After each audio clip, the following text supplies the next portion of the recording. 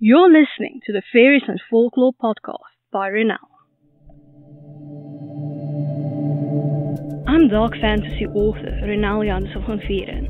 With over a decade of digging around in dusty folklore books, researching creatures of imagination that ignited my curiosity, I'm here to share the folklore in a nutshell and how I reimagined it for my writing in An Origin of the Fae. This is the Faeries and Folklore podcast.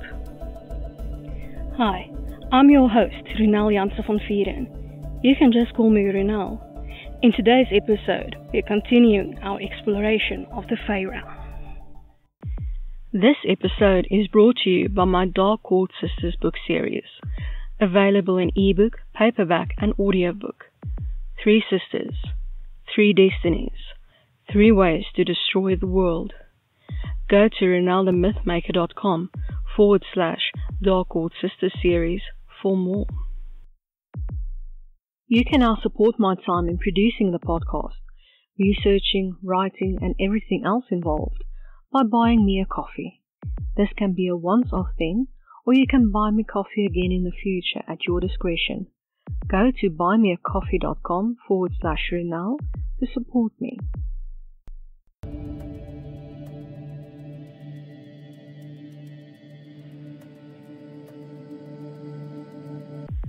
We're continuing our exploration of the Dark Fae.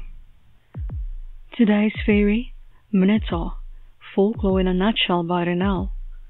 The Minotaur was the result of Pasiphae, wife of King Minos of Crete, having an unnatural desire to mate with one of Poseidon's sacred bulls. Being a queen, she got what she wanted, and the offspring of this coupling was a child with a bull's head. The child, Asterion, had a temper and a taste for human flesh. At first, it was cast out of the city to roam the countryside and do what it wanted. But its appetite grew, and a labyrinth was constructed beneath the city for it to live in. Human sacrifices were sent in to placate the monster. Every 7th year, 7 boys and 7 girls were sent from Athens to Crete to be sacrificed to the monster. One year, Theseus was one of the tributes. He befriended Princess Ariadne, used red twine to navigate the labyrinth, slew the Minotaur, and ran off with the princess. Clearly there was some sort of intervention by the Olympian gods for the Minotaur to not be killed before Theseus did the job. And now for my interpretation of the Fae, in An Origin of the Fae, Minotaur. Though Asterion the Minotaur from Crete is the most infamous of its kind, it isn't the only one of its kind. Minotaurs roam labyrinths, mazes, and other places not easily navigated, like catacombs and sewers.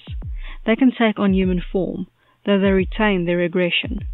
Minotaurs have furry human bodies and the heads of bulls. They are muscled and strong. There are males and females. Once they start hunting someone, they never stop.